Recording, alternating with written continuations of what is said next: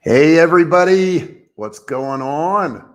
Welcome to Wednesday the 7th. Do I have that right? Yes, 7th of January 2022. Goodness gracious, time is flying. Good to see you guys. Hope you're all healthy and happy and doing well. And today we're going to talk about, what are we going to talk about today? Does anybody know? Does anybody know what we're talking about today? We're talking about site structure and building websites. The reason I'm doing this today, guys, is that I'm actually building another website. Okay, so since I'm doing that, I figured I'd go ahead and talk about some of that stuff and what's going on with it.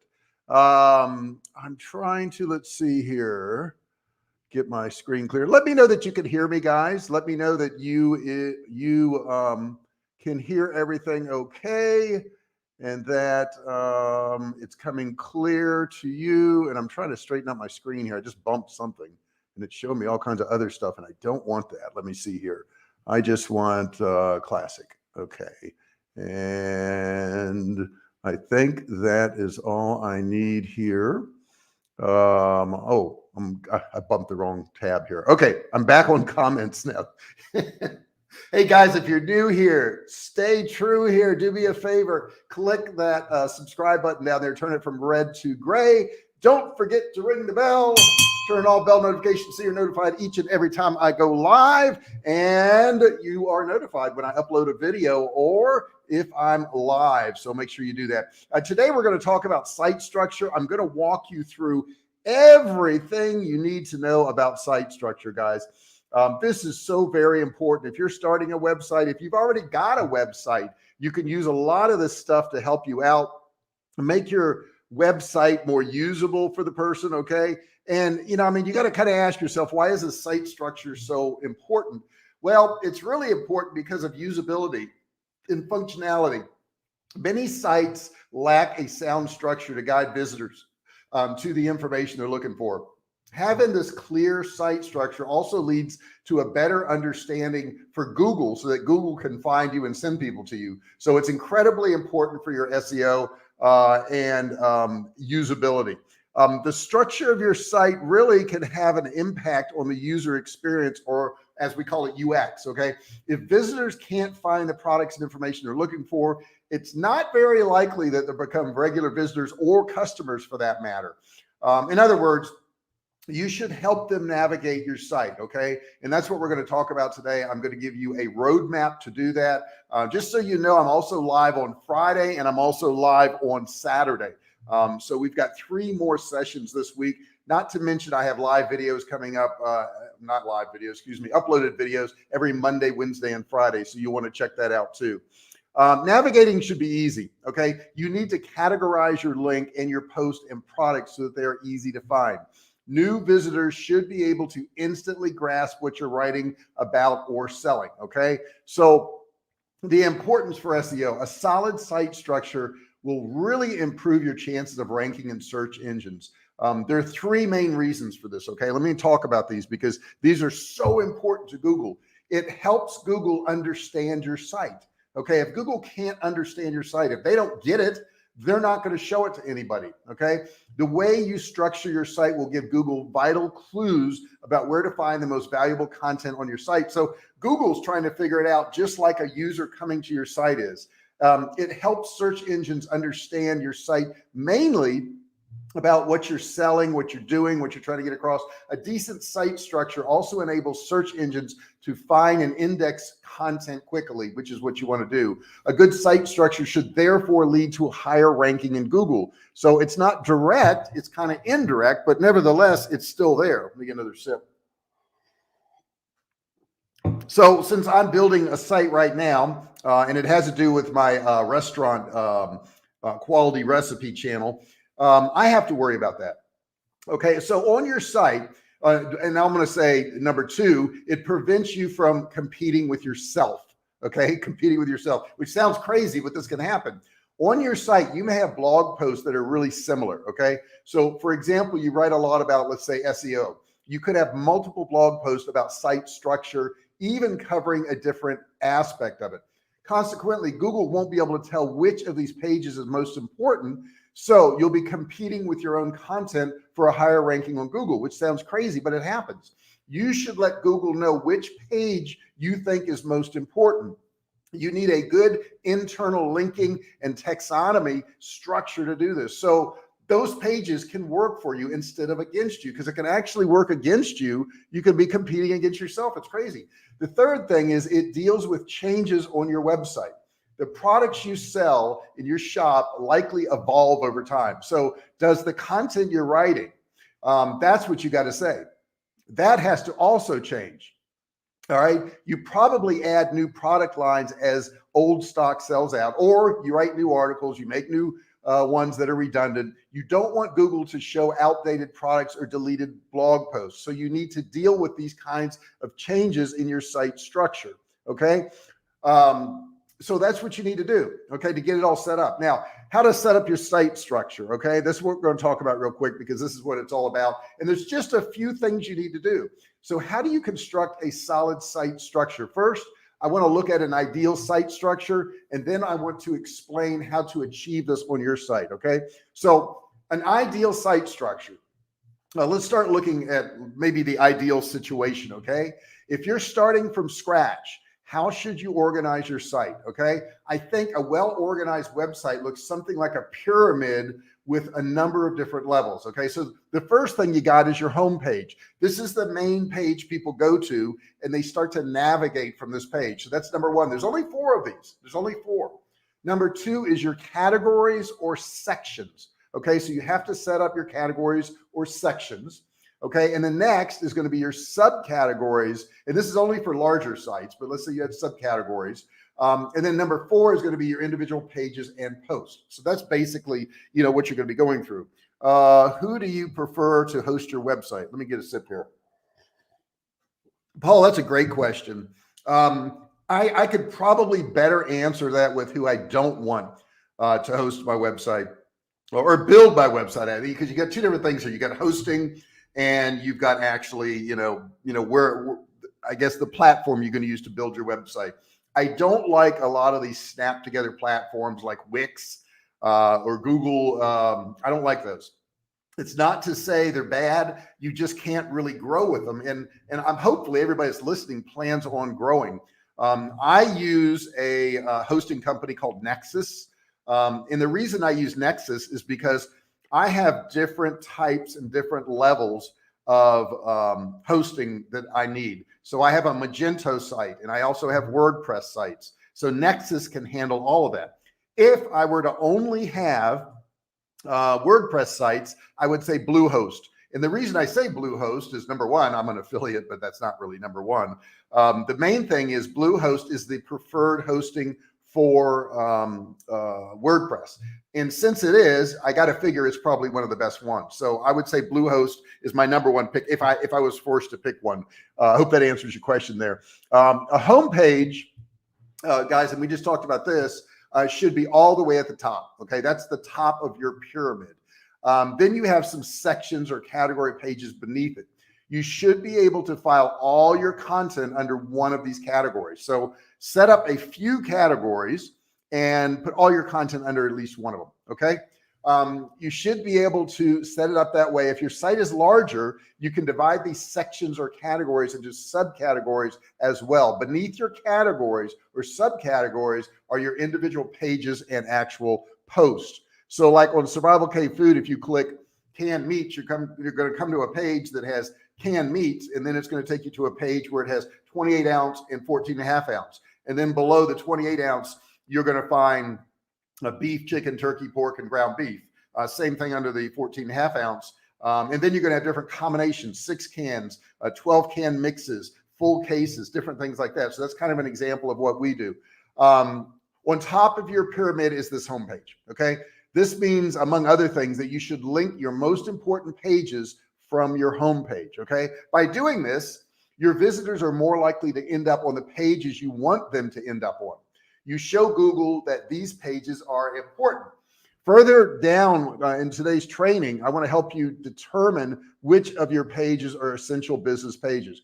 Beware not to try to link too many pages to your homepage, because that will cause clutter. So you can't do it all. You know, I see people say, well, I want to rank for 500 keywords. You can't do it. You can't do it. It's not possible. Next thing I want to talk about here is navigation. Navigation is so very important. And I see so many sites that are difficult to navigate. Having a well-structured homepage, it's also important to create a clear navigation path to your site. Your site-wide navigation consists of two main elements, the menu and breadcrumbs. That's it. Okay, so let's talk about the menu first. The website menu is the most common aid for navigation on your website, and you want to make sure it's the best possible use of it. Visitors use your menu to find things on your website. It helps them understand the structure of the site. That's why the main categories under your site should have all one place under that home page. Furthermore, it's not always necessary to put everything in just one menu. If you have a really large site, okay, lots of categories, this may clutter your website and make your main menu a poor reflection of the rest of your website. Where it makes sense, it's perfectly fine to create a second menu. Okay, you can do that. For instance, eBay has one menu at the top of the page, also called the top bar menu. And in addition to that, a main menu. The top bar menu links to important pages that aren't categorized in the shop, like pages that have to do with the visitor's personal account on the site, terms and conditions, that type of thing. The main menu reflects the most important product categories on eBay. Finally, like on your homepage, you shouldn't add too many links to your menu. If you do, they will become less valuable, both for your users and for search engines. So, we're trying to hit two things at a time. We're trying to hit the users and search engines. Let's talk about that breadcrumb trail. You can make the site's structure even cleaner by adding breadcrumbs to your pages. Breadcrumbs are clickable links that are usually visible at the top of the page or post. Breadcrumbs reflect the structure of your site. They help visitors determine where they are on your site. They improve both the user experience as well as SEO of your site. As you can read in many of these blog posts out there, they'll tell you all about breadcrumbs. If you use a WordPress site, you can use one of the many breadcrumb plugins that are available. You can also use Yoast SEO plugin. And I just put Yoast SEO plugin on the website I was working on last night. And I love it. The next thing is taxonomies. Okay. What is that? Okay. WordPress uses so-called taxonomies to group content. Okay. So other CMS or content management systems often have a similar system. The word taxonomy is basically a fancy term for a group of things, web pages in this case, that have common things in relation to each other. This is convenient because people looking for more information on the same topic will be able to find similar articles more easily. You can group content in different ways, and the default taxonomies in WordPress are categories and tags. So let's break down categories and tags. Paul's got a comment in here. Let's see what it says. On a site, I like the idea of having links to other links like Facebook, LinkedIn, and others above the fold. Thoughts on this? Best use or ads clutter? My thought used to be, Paul, if you were to ask me this 5 years ago, I would have said, have those prominent and at the top of your website.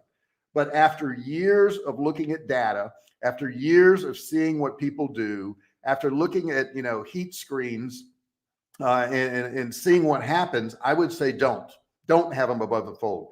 If you have them above the fold, think about the reason you would do that. The reason you would do that is to get people to click on them, correct? Well, what you're essentially doing by having them click on them is leave your web page. Okay. So by putting all of these social media things at the top of your web page, you're actually having them leave whatever they came to your web page for. So let's say they came to our survival food site and they're there to buy some products, and they look up and they see that we have, a YouTube video, and they're going to go up to YouTube and start watching videos, and they may never come back and buy that product. So my thinking has changed and evolved, okay, as it does with most politicians. But I believe that all those things are important to provide to your customer, but not to distract your customers. So for that reason, I believe you should put them at the bottom of the page now, where if they're looking for them, they can go find them. See, because if they're looking for them, they're planning on leaving anyhow. But if they're not looking for them and you put them at the top of the page, they will leave and not do the things you want them to do, which is stay on your website. So that's my thinking on that. And of course, I'm sure I have people who conflict with my theory, but it does work very well. Next up, categories. You should divide the blog post or your products or whatever it is into a number of different categories. If these categories grow too big, you should divide these categories into subcategories to clear it up all over again. For example, let's say you have a clothing store and you sell shoes. You can decide to divide this category into a number of different subcategories. Maybe you have boots, maybe you have heels, maybe you have flats.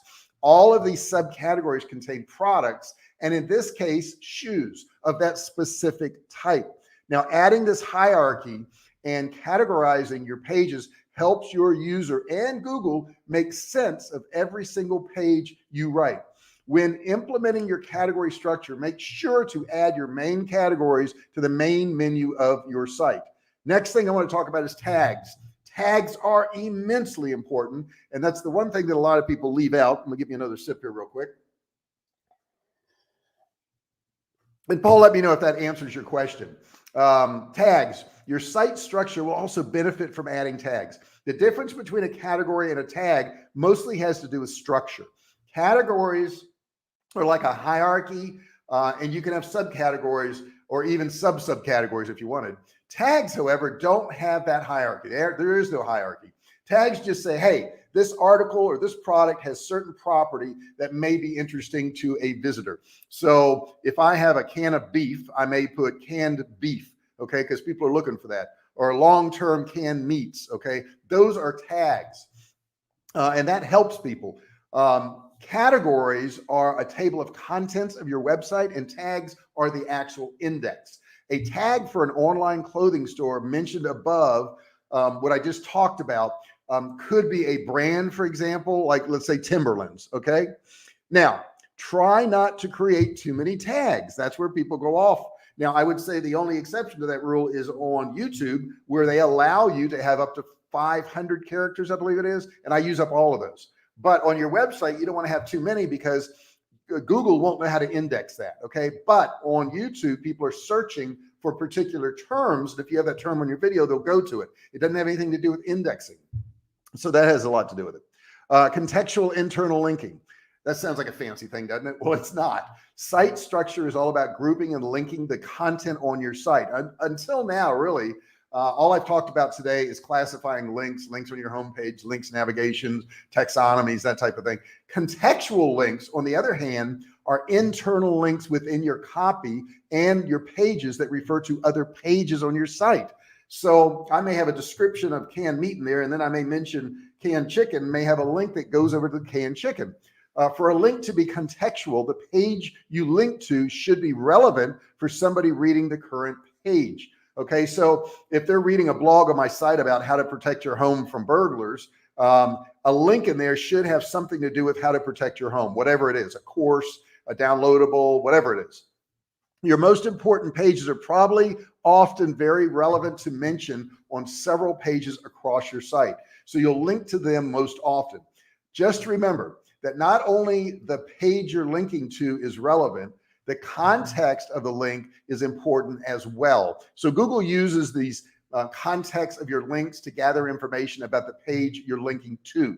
It always uses the anchor text or link text to understand that page. Now, contextual linking for blogs.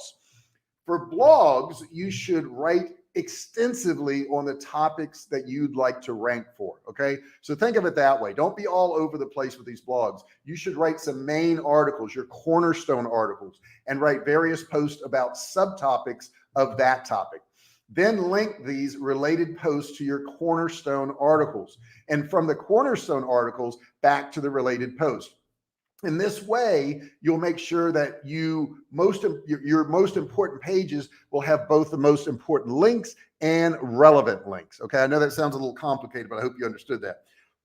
Adult ADD moment, cool shirt. Oh, thank you. Yes, I am supporting my deposit that I put on a truck. Oh God, has it been 4 years? I think it's been 4 years ago, Tesla truck. Love to pick it up. It's not ready yet, but he has my deposit, which is not a big deal. It's not a lot of money. let's see.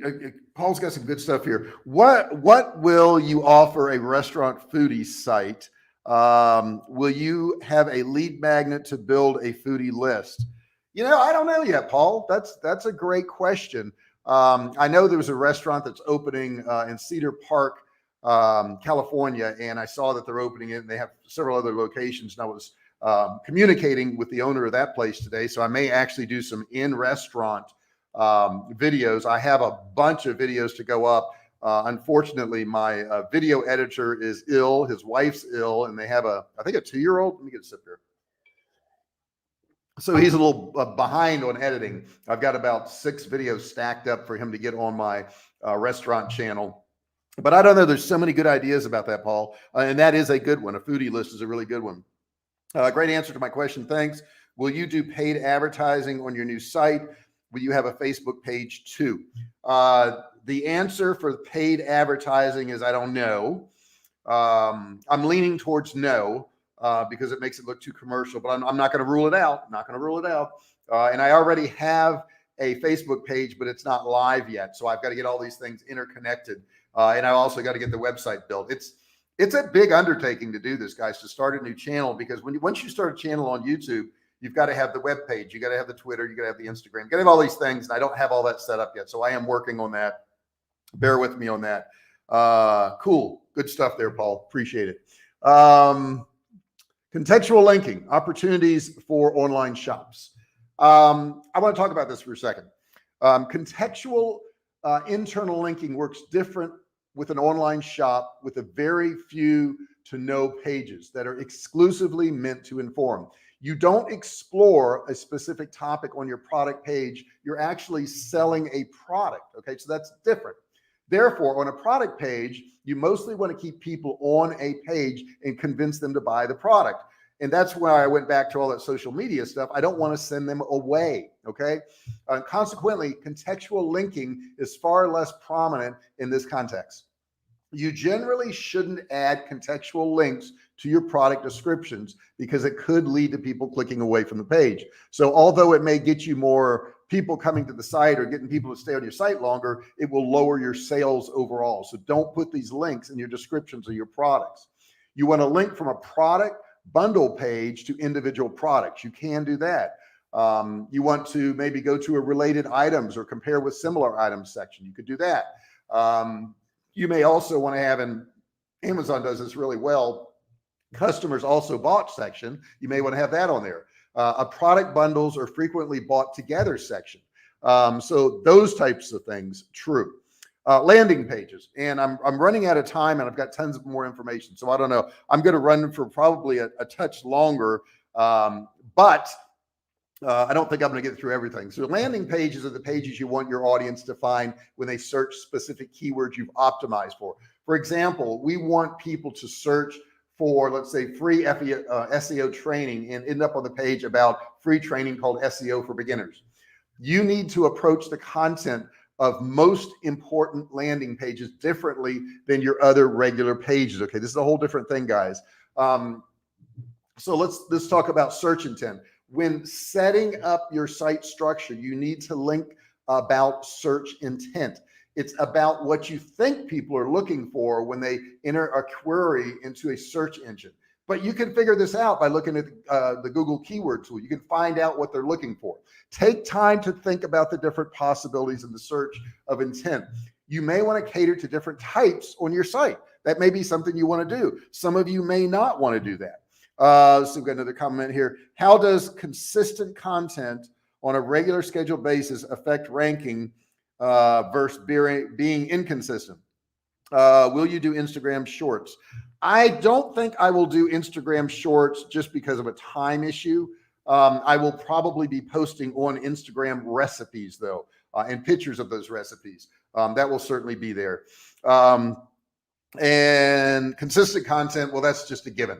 That's a given on YouTube. It's a given on Facebook, on Instagram, in Google in general. The more consistent you are, the more they're going to push your content out.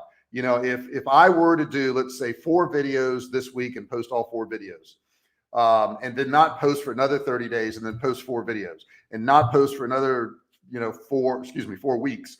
And in other words, I only post 4 videos a month, but I post them all within 1 or 2 days. I am going to do worse than if I post 1 video a week every Monday for a month. Same amount of content, but the consistency is there. So when you're thinking about adding content, if you can't do a video a day, figure out how many you can do a week and put that into a month, if that makes sense to you. So if I'm going to do 4 videos, instead of doing them all within 1 week and waiting a month, and all within 1 week and waiting a month, I would do 1 every single week. That aggregated consistency will make a huge difference. The next thing I want to talk about is your cornerstone content pages. These are going to be articles or information that are most important informational articles on your site. They focus on the best and most complete information in a particular topic. Their main goal is not to sell products, okay? And I know we all want to sell products and make money, but you've got to give before you take. Because of this focus, we usually think of blogs when talking about cornerstone content. Of course, that doesn't mean it can only be a blog post. All different kinds of websites have cornerstone articles. Rule of thumb, if an article brings everything you know about a broad topic together, it's a cornerstone content article. So think about that. If it's a broad thing, like this is not a broad thing I'm talking about today. This is very specific stuff I'm talking about today. And then you've got your product landing pages. Product landing pages specifically differ from cornerstone articles. They're different. The latter are lengthy, where product landing pages should not be that long. And I'm getting away from this myself. Rather than complete articles, they should be focused. These pages only need to show what your visitors need to know to be convinced. They don't need to hold all of the information. You obviously want to rank with these pages though. And that means they need content, enough content for Google to understand what the page is about and what keyword it should rank for. Where cornerstone articles could be made up by thousands of words, a couple of hundred could be enough for product landing pages, okay? So think of it that way. Next thing I'm going to tell you before we get out of here today, and I still got tons more information, but I'm gonna have to cut it short. Let's see. Paul says, when bundled products or stacks, do you put those on separate page or buying multiple offers for savings? What I generally do, if it's a bundle or a stack, is normally an upsell. So let's say, now I take that back. I may have on the landing page buy 1, 5, or 10 of something. I may have that, but the next page may be double your order, or it may be an add-on, something like that. I don't like to confuse people too much. So the way I structure it is when they go to a landing page, let's say I'm selling beef, chicken, and turkey. Okay, I'm selling beef, chicken, and turkey. They come to the landing page and they select beef, chicken, or turkey. When they select that, it takes them to another page that allows them to get 1, 5, or 10 of that beef, chicken, or turkey. But I've already categorized them as a beef buyer, a chicken buyer, a turkey buyer. Okay, so that's what I do on those. Now you have to maintain your structure. This is the bad part, guys. This is the tough part. Structuring or restructuring your content doesn't always have to be high priority within everything you have to do, especially when you blog a lot or add a lot of content regularly. It may feel like a chore, although it isn't always fun. You do have to do it, or your website will become a mess. To prevent that from happening, you need to not only fix your site structure, but you got to keep an eye on it while adding new content. Site structure should definitely be part of your long-term SEO strategy. And then the last thing I guess I'll probably tell you is evaluate your menu. Let's see here. Paul's got something in here. So how about short video with a preview of next episode, then short video preview, then the long episode? So does time affect ranking, or fact content is out there on multiple days? Well, that's like a 3-part question. I don't know if you realize it or not. The first part is the longer a video is, the more time you're going to get on that page. That makes sense, right? More time you're going to get on that page. Revisits is another thing that YouTube looks at. And that Google looks at. Do people come to your web page and do they revisit it? So they're 2 different components, and you would have to really kind of play around with that. I know, like on my YouTube channel, one of the main factors and the reason I have a high RPM and CPM is because people seem to come back to my channel a lot and watch a lot of videos. Now, if they come back to your channel, that is one data point. Okay, coming back to your channel is a data point. If they come back to the same video, that's another data point.